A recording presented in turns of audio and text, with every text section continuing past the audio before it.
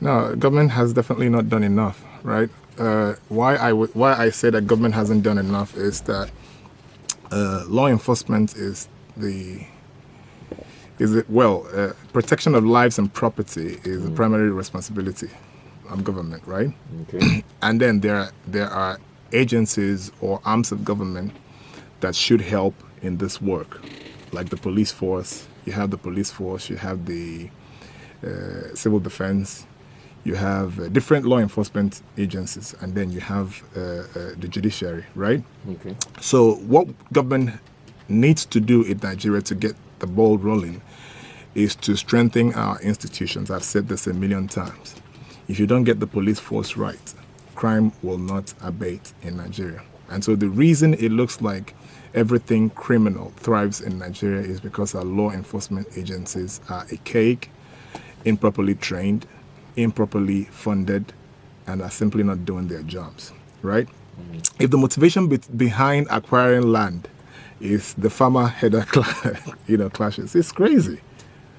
If the problem is If the reason they want to acquire lands all over the country, like the report says, is because of the farmer-header clashes in the country, different regions of Nigeria, it's funny. It's a very funny reason, because why are the herders and the farmers clashing? If the police is functional, right, and a herder comes and with his herd and eats up my farm, what do I need to do? I go to the police and enter a case. A functional police will investigate and find out who did it and punish them, right? The simple thing to do is find the owner of the herd, impound the herd, arrest the owner, right? Charge him to court, make him compensate the farmer whose farm was destroyed. If you punish 2, 3, 4, herd owners like that, that problem will go away. Allah will tell his people, nah, the days have changed though. You guys be careful with your animals, with your cattle, right? But the problem is that the Fulani herdsman seems to be untouchable in Nigeria, right? They come and eat this. They come with their cattle and eat up these farms, and then the community complains. The governor does nothing. The police does nothing. And we've seen case after case and after case. Now, some of these farmers will take laws into their hands and put, spices on their crops. And these animals will come and eat them and die. And then you hear that this herders comes with their AK-47 or hires terrorists to come and attack the community. It's because the law enforcement agencies are docile. We need a functional and enable law enforcement, sector. If we get that right, this problem will naturally go away. Now, the judiciary also have to play their part. So if I'm the one whose farm was destroyed and I report to the police and they ask me to enter a case at the court, I enter a case at the court. I need speedy judgment.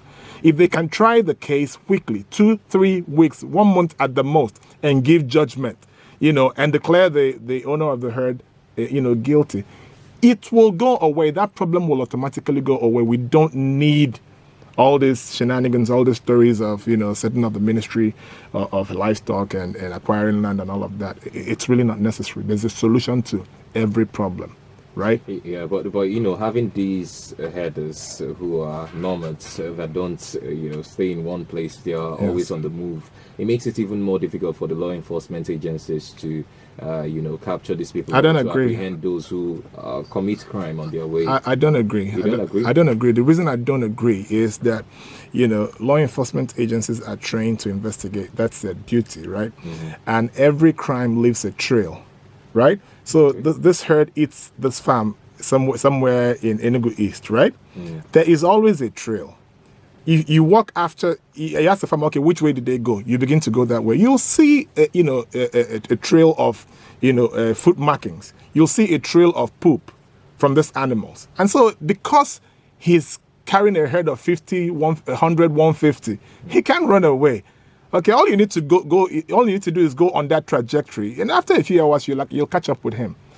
That's the work of the law enforcement agencies. Their being nomads doesn't stop the police from catching up with them. You can find them anywhere in the world. And in any case, we have said that many governments, many state governments have said that, carrying cattle around, in the city or even anywhere in the community is abolished. Why isn't that being enforced? Okay, we have Igbo people in the north who are doing their businesses. All the places where they do their businesses, they pay some kind of rent and taxes, right? They are organized, they have a community, they have an organization, an association, and they're usually known by the state government, right? Yeah. And they interface with the state government. Now, if these people if these Igbos living in the north pay rent, for their place of business and pay taxes, why can't the state government in Enugu or anywhere, force these people to organize, set up their own ranches, invest in their sector? That's their area of business, just like, whatever trade is the Igbo man's, area of business, and he spends and invests to make sure that that business goes forward. Why can't you get these people to invest the same way? Set up their own ranches, organize them, identify them, have them pay taxes. It's a business. They should run it like a business. They shouldn't be allowed to roam free and destroy farms. So as far as I'm concerned, this is a no problem. But the problem is the lack of political will, right? The lack of political will, because for the longest time ever, the government, the last administration didn't want to do anything about it because he's Fulani, he owns, cattle. It's cultural to them to roam free. And so he didn't do anything about it. I will be disappointed if this government that is not a Fulani government will actually continue to allow this to happen. It is wrong, it is criminal, and it should be stopped. You just mentioned something that was consistent with what a lot of callers said on Thursday when we read this out on the headlines. People, were tilting towards why would the federal government acquire land for the rearing of livestock for a section of people with taxpayers' money. But according to the president during this meeting, he said that, the crisis has persisted because of lack of leadership. And I would quote the president. He says, "It is not the fault of the herdsman or farmers.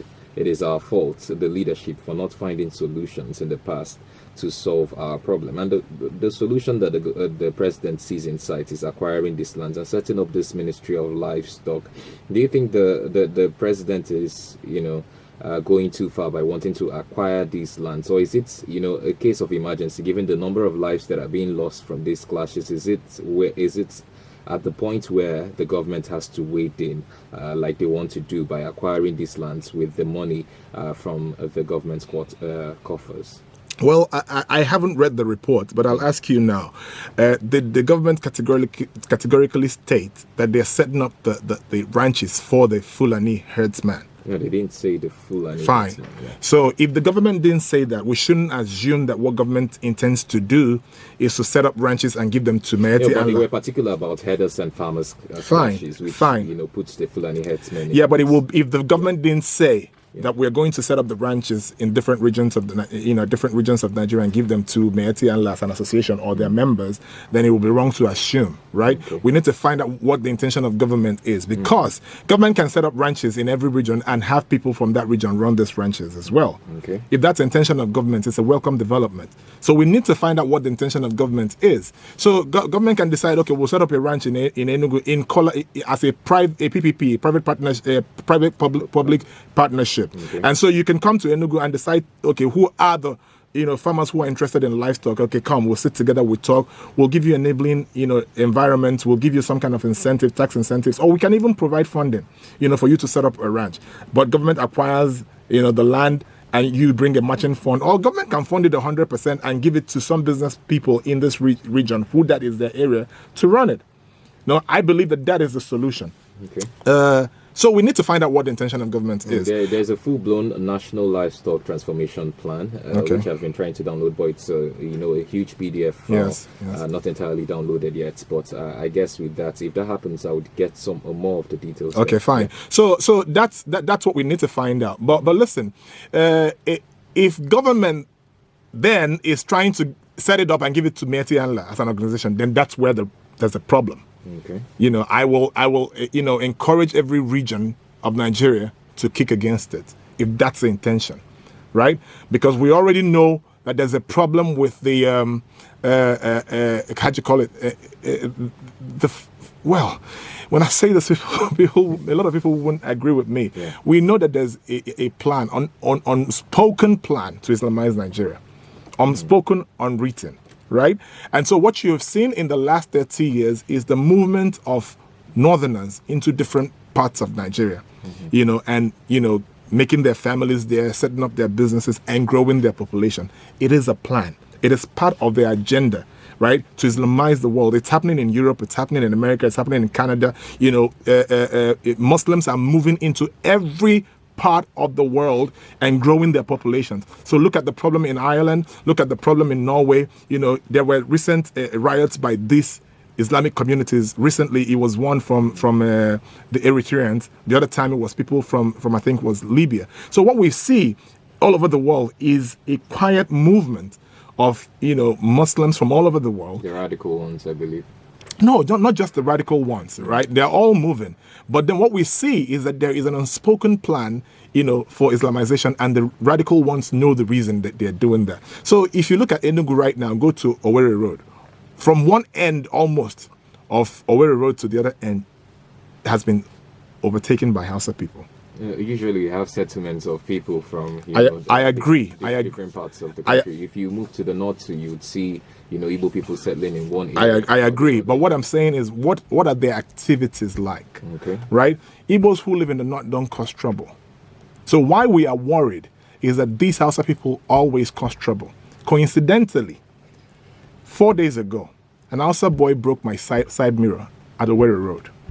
I was driving by and he intentionally hit my side mirror with his elbow and broke it. So I stopped the car, came down, and insisted he was going to pay. Now, this was at the same time that we're just coming out of the mosque. Before I knew it, I had close to 50, 70 Hausa people throng me all around and tried to fight me in Enugu, in the heart of Enugu, Igbo land. And these people thronged me all around and tried to attack me. And before I knew it, they stole the young boy away. In my own land. And I can't say anything. And all the Igbo people were standing around and watching us, and nobody could say a thing. Igbo people don't do this in the north. So this is why we are worried when government says we want to set up land and give it to Hausa Fulani herders. That's where it's going to be a problem. We will not allow that. Because already we are oppressed. An old woman came there and said, so you see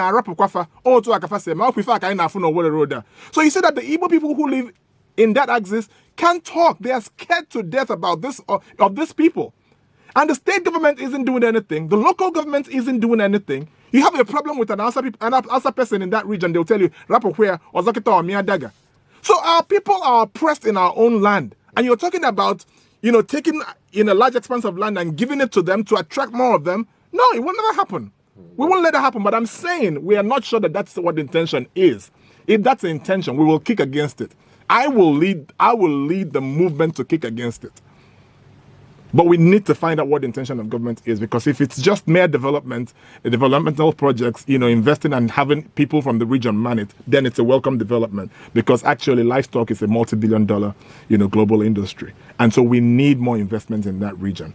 Right, to create jobs and actually create economic benefits. Some people would argue that the single story narrative where we have this grand perception that a certain group of people or a certain tribe have an agenda to subdue another tribe, because like you said, Igbo people in the north also have their businesses there, also coexist, and Nigerians have the right to live anywhere that absolutely. So if this plan does come through and the Ministry of Livestock is set up, and someone who is into the trade of cattle rearing, for instance, who is not from the southeast region, decides to set up a ranch here, so to speak, you're saying that you would particularly kick against? No. That's not what I'm saying. Okay. I'm saying if federal government will facilitate it for them. If federal government does this project and it's from, Magban and Mieti Anla, I think, are associations of cattle rearers in Nigeria. Now, if the federal government is doing that on behalf of Magban and Mieti Anla, to acquire land, facilitate it, fund it for them to run in our region, then we will kick against Okay, it. but if they are funding it themselves, No problem. They have a right. The Constitution allows them that right. But now, for them to do that, they need to acquire the land, right? Yeah. And if the community so chooses to give them the land, who am I to say no? okay, Right? If the communities in Igbo land or in the south or in the west who have actually experienced problems with these people will actually allow them to acquire land in their communities and set up a ranch, then there's no problem. I don't, it's not my fight. Right? It's the community's prerogative to decide if they want to give that land. But if the federal government will do it on their behalf, then that's where it's biased and it is wrong. Now, I don't know if it was on this show that I told you a couple of years ago that I went to the Bank of Industry about 5 years ago and expressed my interest to set up a ranch, right? And the Bank of Industry told me that they can't fund me, an Igbo man, to set up a ranch. He didn't say an Igbo man, but of course I'm an Igbo man, and you won't fund me because but I know in the north they are funded. And I said, why? He said that ranching is on the exclusive list. Exclusive for who? He couldn't answer that question. But they couldn't fund me to set up a ranch 5 years ago, right? So what they need to do is not come and do a bias investment for Magban and Meiti Allah, but open up the sector. Let people come from Israel. There are people from Israel who are willing to come and set up ranches here. There are people from overseas who are willing to come and set up, ranches and invest in livestock. There are Nigerians who are interested. I'm one of them. I just told you 5 years ago I wanted to set up a ranch. Okay. But Bank of Industry will not give me the funding. But go to the north. Meiti Allah gets funding. Magban gets funding. Why wouldn't an Igbo man get funding? So if this federal government is going to toe that line, the biased line of funding Hausa people or Fulani people to set up ranches all over Nigeria like it's really exclusive for them, then that's wrong and we will kick against it.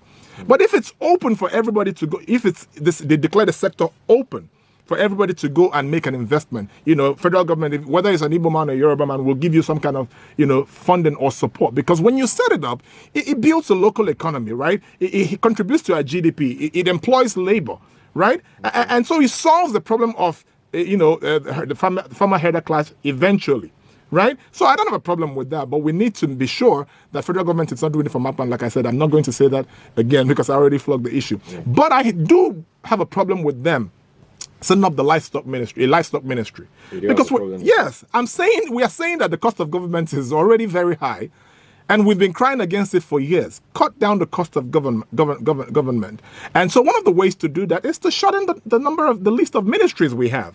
And so we expected that with this government, we're going to have less ministries. A lot of the Ministry of States, whatever was... Minister of States were cut down and their ministries were cut down. Yeah. And so we thought he was going to actually cut down the cost of governance by reducing the ministry.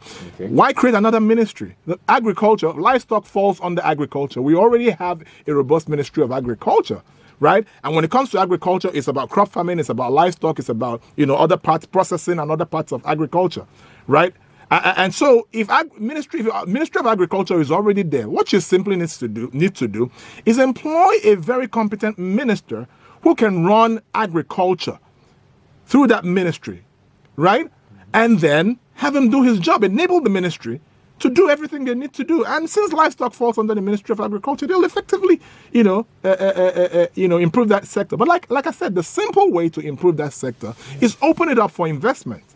Okay. Some of the arguments has been that there are some ministries that have been broken into two. Thereabouts, Ministry of Youth and Sports has now been divided to Ministry of Youth and Ministry of Sports. Now, the argument is that the federal government wants more concentration on, some of these ministries so that they go ahead and exercise their agenda or carry out their agenda without so much bottlenecks on the way.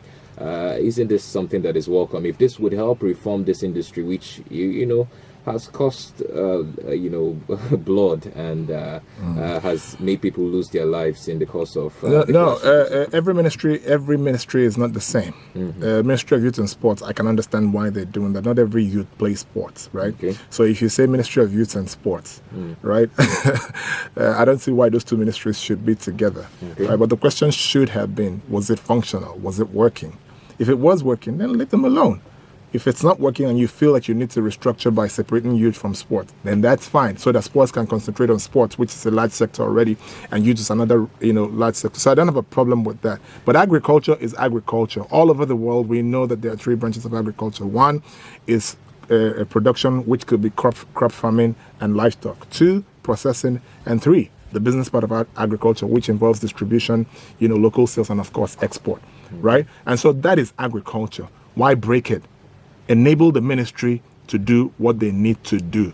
And so you don't need to create a separate ministry for livestock. It increases the cost of governance because now you have to have a separate minister, you have to have a separate spam sec, you have to have separate staff, a whole new ministry set up. You're going to need to give them a building and fund that building and actually capture whatever activity they do in the budget. That increases the cost of governance, right? And like I said, all you simply need to do if you were competent is open up the sector. The federal government does not need to invest one dime to develop the livestock sector of agriculture. All you simply need to do is open it up to private investment. You'll see Nigerians, wealthy Nigerians who want to go in there and set up, and invest. You're going to see foreigners. Like I know of an institution in Israel. I am privy to this discussion because I'm part of it. Who wants to come to Nigeria and set up livestock? They have this amazing cattle. That actually brings great yield. If you see this giant cattle and all of that, they want to bring that technology to Nigeria. Not just for meat, but for hide and milk as well. So it's something that you need to simply do. Government doesn't need to invest a dime. It's all about political will, and you would have already solved that problem. Do you think there is any difference between what the administration of Bola Tinubu is trying to do differently from what President Muhammadu Buhari tried to do with Ruga, which got a lot of backlash? Do you think there would be a little bit more acceptance of this policy than we saw in 2019 when President Buhari tried to form the Ruga settlements? Some people think that during the 2019 time that it was over politicized because the president was of the northern extraction. Now we have a president from the south who is pushing for this. Do you see more acceptance for it given that he is from the southwest?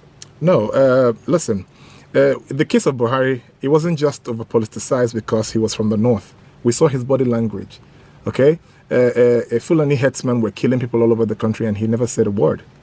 Right? He would actually give condolence messages to foreigners who were killed in foreign countries and would not say anything about Nigerians who were being killed in Nigeria by Fulani headsmen or terrorists, whatever it is that you want to call them. And so we saw his body language and we knew that because he was Fulani, he didn't want to address the issue. And so he put distrust in the hearts of Nigerians. And so Nigerians did not trust him. Right? And so once we heard that that plan was simply to facilitate, the population of Nigeria with the Fulani stock, and eventually that will lead to Islamization, everybody kicked against it. It may not have been his intention, but he didn't come out to debunk it. He didn't come out transparently to tell us what his plans were. And so we assumed, and based on that assumptions, Nigerians kicked against it. Now, for this administration, I don't think it will be the same because one, he's not from the Fulani stock, right? And Western Nigeria is not really livestock, they're not in the livestock business, right? But remember that it's still the same party, right? And so the same people who lobbied for this may still be lobbying this government for that. And so it's a possibility that what they are trying to achieve is what the Buhari government tried to do and failed. So, like I said, we can't say for sure what the intentions are. But what I expect is that if the intentions are clean and clear, they should come out and let us know what it is that they intend to do. Now, the only way it will be accepted by the different regions of Nigeria is when you are saying that this project is for every Nigerian who is interested in the sector. Okay? If they are Yoruba and they live in Enugu and they're interested in setting up a ranch, let them register the business. Okay? Let them go negotiate with the communities where they're supposed to set it up and buy the land. I don't care if they take the loan from Bank of Industry or from the central bank. Let it be a private project, promoted by them. So federal government shouldn't buy the land? No. It's when federal government decides to buy the land and give it to I don't know if you get what I'm trying to say. When federal government decides to buy the land for Macban and Meiti Allah, that is where we have a problem. If federal government wants to buy the land for anybody who wants to, I don't have a problem with that because in business they do that all the time. There are Yoruba people in Igbo land. Would that be sustainable for the federal government to buy the land? Because the federal government is saying that they would speak with governors of the 36 states that we have to acquire land for, livestock settlements, ranches and livestock development settlements. Would it be sustainable for the federal government to buy land for whoever wants to delve into that sector? Usually how they do these things, the central bank and Bank of Industry have actually financed a lot of business to the tunes of, millions, if hundreds of millions of naira, right? Now, for example, Dangote is not from the West, but Dangote went to build a refinery in the West and got funding from the federal government and the central bank. Okay. Why should we kick against that? We know what his business is. His intention is to set up a refinery, and he made it clear, right? Okay. He let us know what he's trying to do. Now, he needed funding to execute it, and the different federal government decided to support it. He's an Hausa man in the West. Bola Ahmed Tinubu facilitated his getting the land where he got it. So we don't have a problem with that. And so if a Yoruba person decides to come to the East and set up, a business venture that is privately owned that is going to employ our people, it is a welcome development. All I'm saying is that if the community sits down and decides that this man setting up a ranch in our community does not pose any threat to our people and decides to sell him the land, I don't have a thing to say about that, right? But when government comes in the guise of trying to implement economic development projects and decides that we're going to do this with only the Fulanese and for the Fulanese, we can't trust the government. It will become clear that what they're trying to achieve is what Buhari failed to achieve. And that's when we're going to kick against it.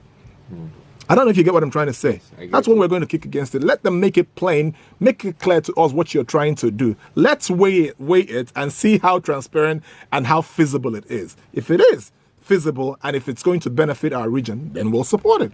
But what we will not support is you trying to force a ranch on us that can be exclusively or that will be exclusively run by the Fulani Hausa headsman. It will not happen. We will not accept it. You think the governors will buy into this? Because it now boils down to the president to try to convince the governors. My brother, forget the governors. The Southeast governors, with the exception of the new Okeze Bazo right now. I'm not saying this because I'm trying to be political. We have our governors have never worked for us. Okay, our governors have never done anything for the people that is really for the people. Okay, because look at all of this things that look at what has been going on in the Southeast for almost 2-3 years now with this sit-at-home thing, right? The governors never sat down to meet over that matter and devise a way to solve it, except for this man that came in now and started making a lot of noise about ending the sit-at-home and all of that. What did the governors who were in office all of these years? What did they do? What did they do in Imo State? What did the governor of Imo State do?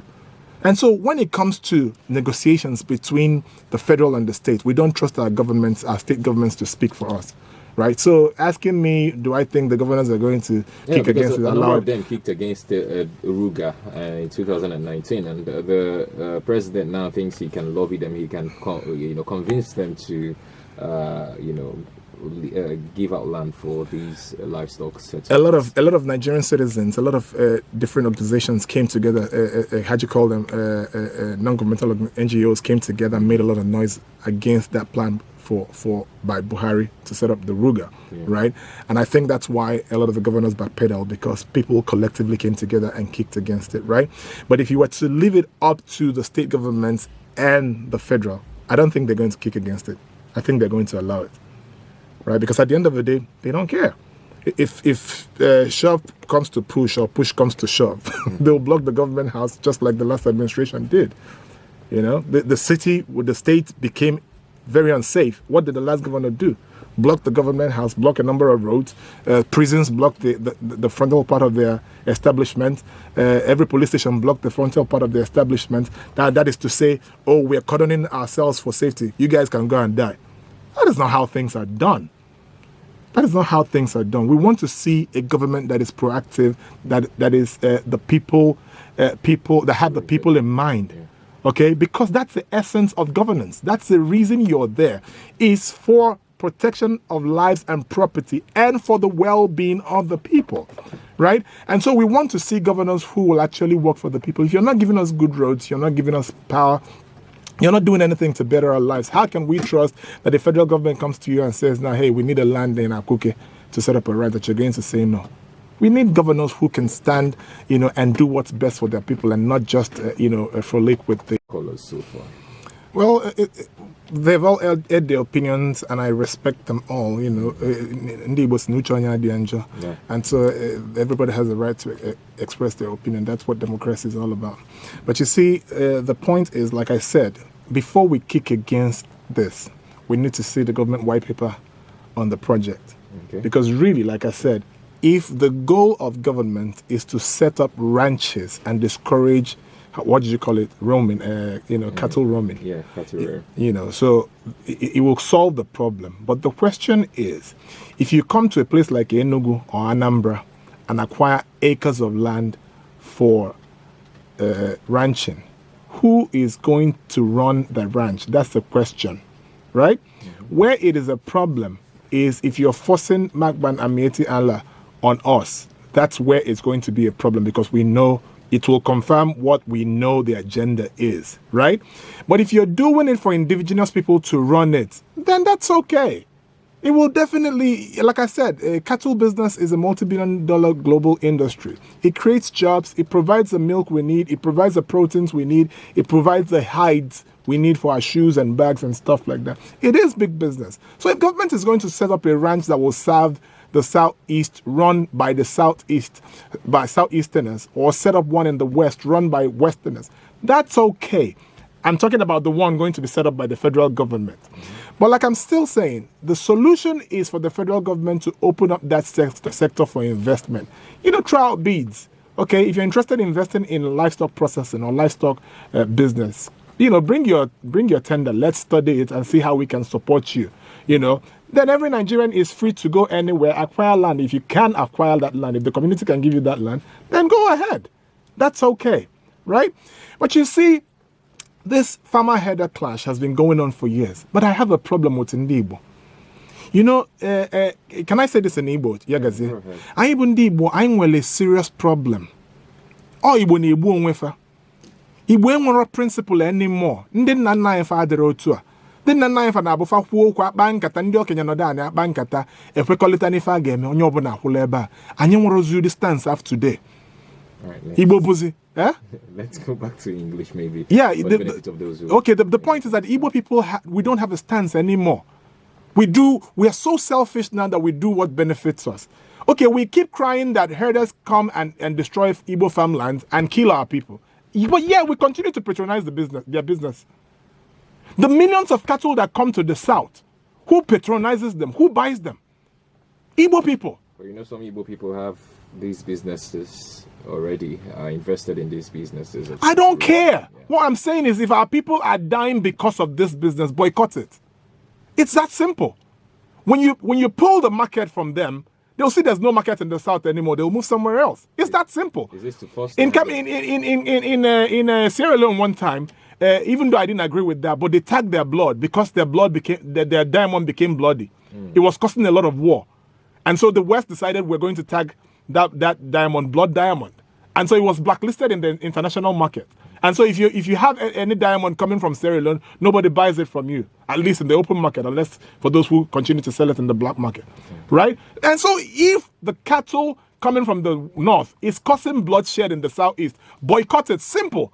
Cut out that market. If you cut out that market for them, they'll stop coming south. They'll move somewhere else.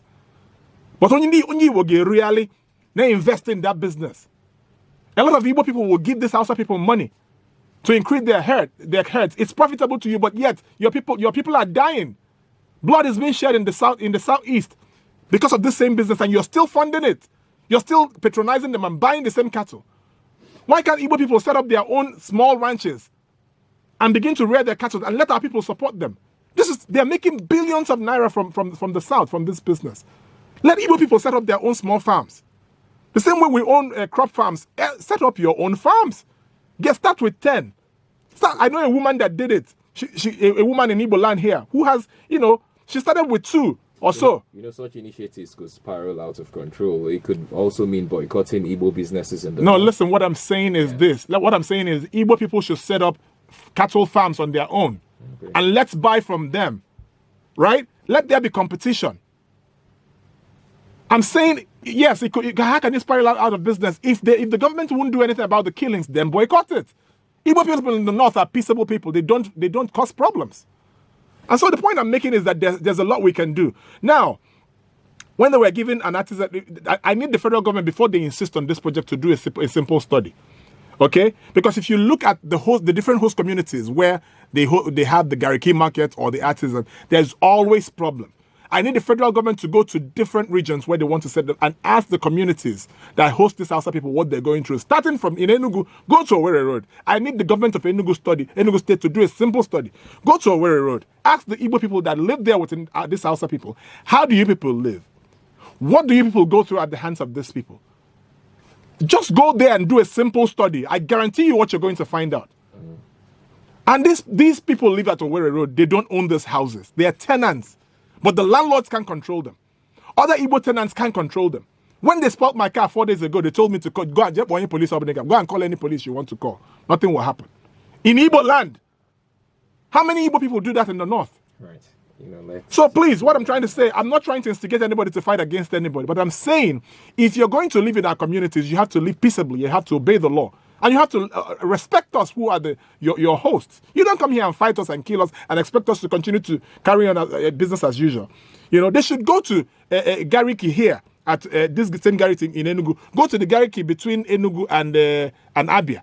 Ask the communities there what they're going through before you actually force this on us. These narratives help, the one Nigeria agenda that we speak about. But there is no one Nigeria. Look at Lagos, for instance, during the elections, and all these narratives that came up. Go back to your land. Lagos is not no man's like I say, one Nigeria is a sham. It does not exist. It does not exist. Why is it when it comes to Igbo issues, then we want to talk about one Nigeria? You are talking about Lagos. Look at what happened during the election. Yeah, they made it clear we don't belong to Lagos. Hausa people have made it a point to remind us that we are strangers in the north and that we are not accepted there. But the Igbos are the only ones that are always hospitable. We let everybody stay. Look at the Yorubas that are doing business here. We live peaceably with them. There are peace in our communities. Go to Adelabu in Owani. See the Yoruba people doing business there. They tell us there. We patronize them. We live peaceably with them. We don't attack them. Look at all the Hausa people. Look at Owerri Road. Look at all the different places. But so many of them live in our communities. We don't attack them. We treat them kindly. We do our Christmas. We cook food and we give them. But then in their own communities, they attack us. Even in our own communities, they won't let us. I mean, it's getting too much. While I'm not trying to instigate anybody to fight against anybody, the state government needs to look into this. Hear the people out. Find out what your people are suffering at the hands of these people and find a way to solve it. All right. And so really, many years ago, the Youth Service Project was started, to help Nigerians get to know each other, right? You as an Igbo person, you go to the north and serve, you get to know their culture, you learn their food, the way they cook, the way they live, to propagate harmony. But it's not there anymore. And so when we talk about one Nigeria in the present Nigeria, I think it's a sham. It does not exist. And so the federal government, instead of carrying out projects that would actually lead to oppression, they should actually rethink this and find a way to make it work. But before I begin to kick against it, to end this, what we need to do is to find the white paper, the federal government white paper on this project and find out what the intentions are. If the intention is to open up ranches and have indigenous people run them, it's a welcome development. But if it's for Macban and Mieti Allah, then we will kick against it. Thank you.